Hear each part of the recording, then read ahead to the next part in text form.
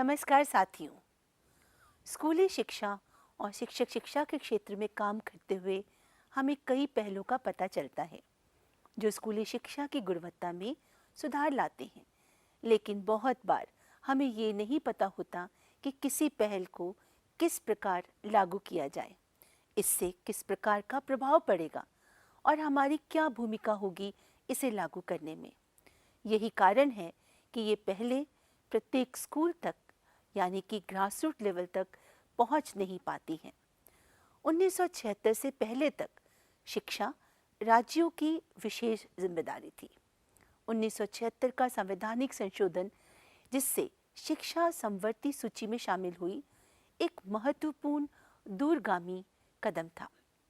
वित्तीय, प्रशासनिक और मूलभूत बदलावों के लिए केंद्र सरकार और राज्यों के बीच जिम्मेदारी के नए बंटवारे की आवश्यकता थी।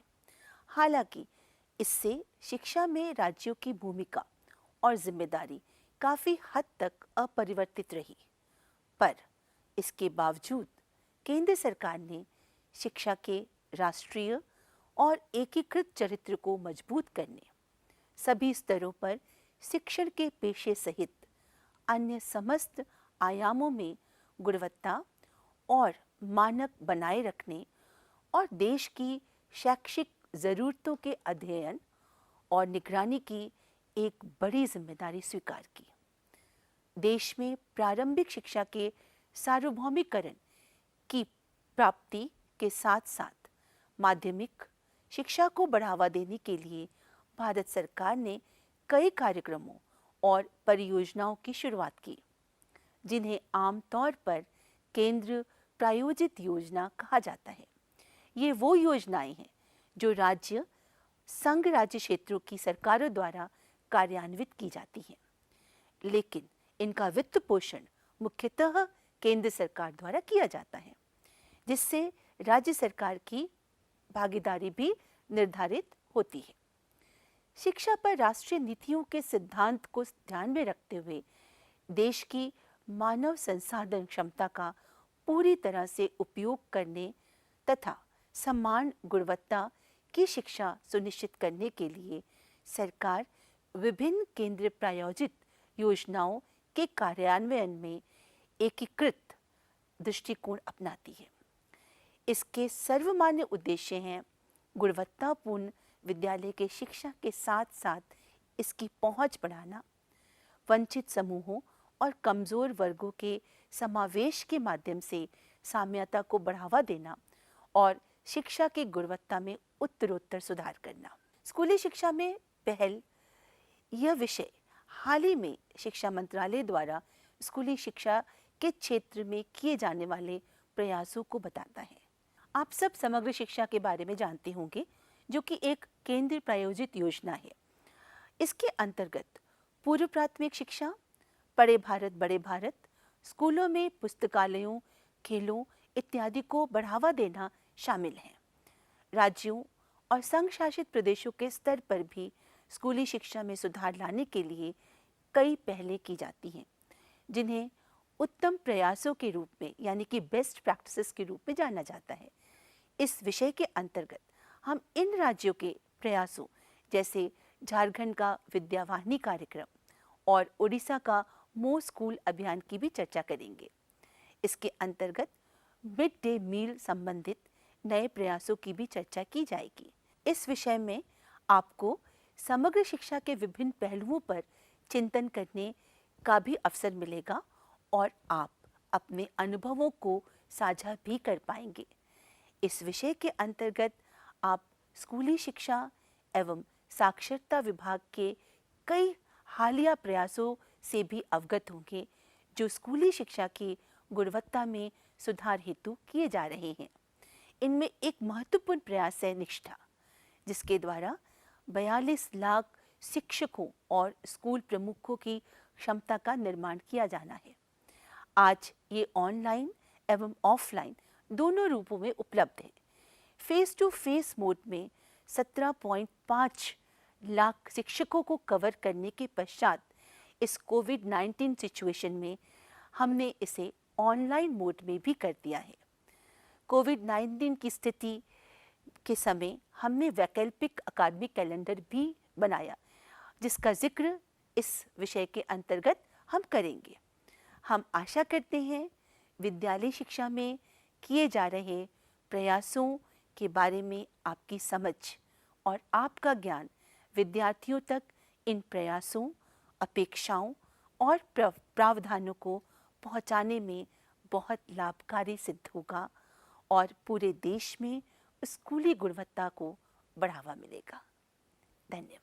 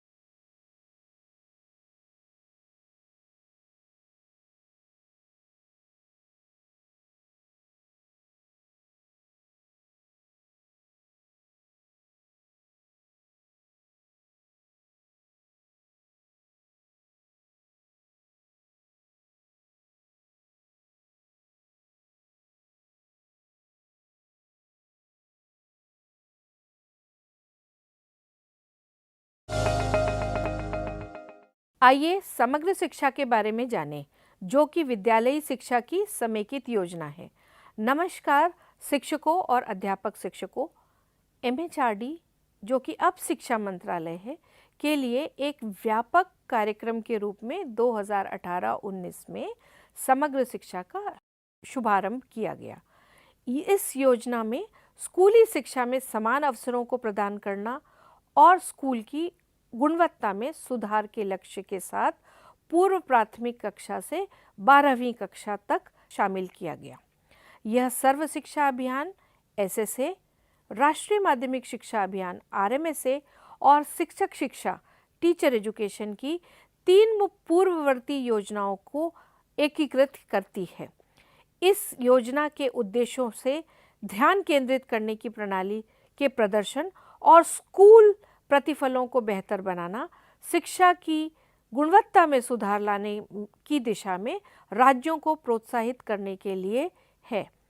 इस योजना में स्कूल को पूर्व स्कूली, प्राथमिक, उच्च प्राथमिक, माध्यमिक से वरिष्ठ माध्यमिक स्तर तक एक निरंतरता के रूप में परिकल्पित किया गया है। इस योजना की दृष्टि वर्ष 2030 तक शिक्षा के लिए सतत विकास लक्ष्यों SDG 4.1 और 4.5 के अनुकूल पूर्व स्कूली से वरिष्ठ माध्यमिक स्तर तक समावेशी और न्याय संगत गुणवत्ता वाली शिक्षा सुनिश्चित करना है।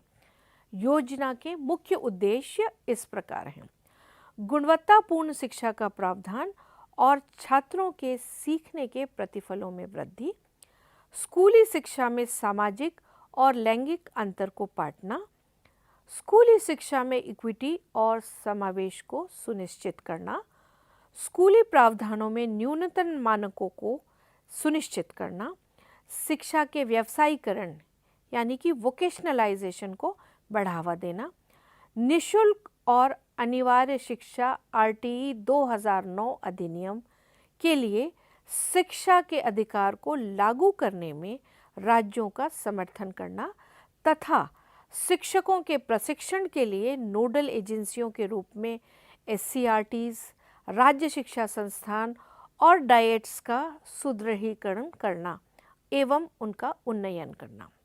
इस योजना की विशेषताएं हैं: वरिष्ठ माध्यमिक स्तर तक के स्कूलों के विस्तार और उन्नयन द्वारा गुणवत्तापूर्ण शिक्षा की सार्वभौमिक पहुंच, पर्याप्त बुनियादी ढांचा सुनिश्चित करना ताकि स्कूल निर्धारित मानदंडों के अनुरूप हो, शिक्षक शिक्षा की गुणवत्ता में सुधार के लिए SCERT और डाइट जैसे शिक्षक शिक्षण संस्थानों को मजबूत करना, स्मार्ट कक्षाओं, डिजिटल बोर्डों और DTH चैनलों के माध्यम से शिक्षा में डिजिटल प्रौद्योगिकी का उन्नत उपयोग करना, RTE अधिनियम के प्रावधानों के कार्यान्वयन के लिए राज्यों और केंद्र शासित प्रदेशों का समर्थन करना, दुर्गम क्षेत्रों में आवासीय विद्यालय और छात्रावास स्थापित करना, शैक्षिक रूप से पिछड़े ब्लॉक, इकोनॉमिकली बैकवर्ड ब्लॉक्स,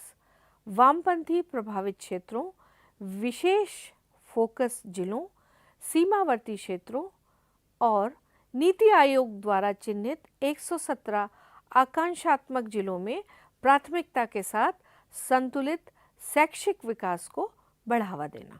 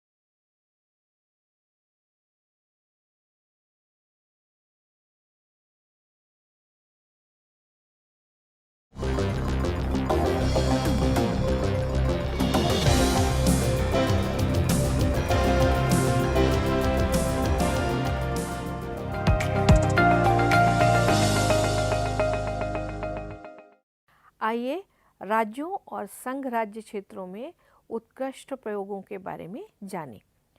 समग्र शिक्षा को लागू करते समय राज्यों और केंद्र शासित प्रदेशों में विभिन्न नवीन प्रथाओं को देखा गया है।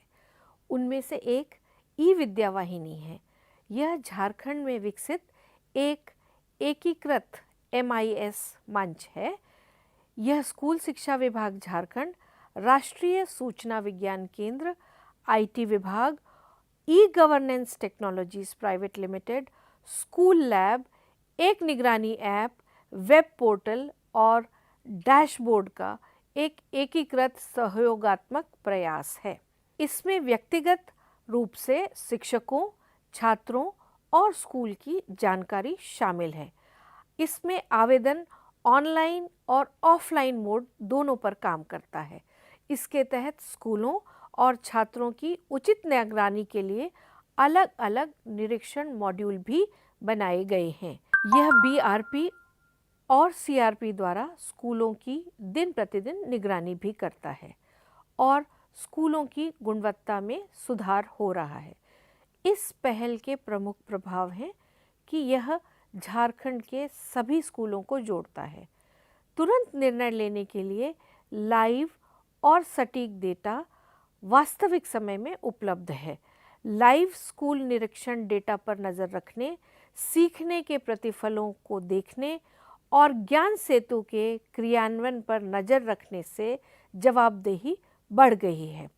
एक और अच्छा अभ्यास और अभिनव प्रयास छत्तीसगढ़ में भी लागू किया गया है।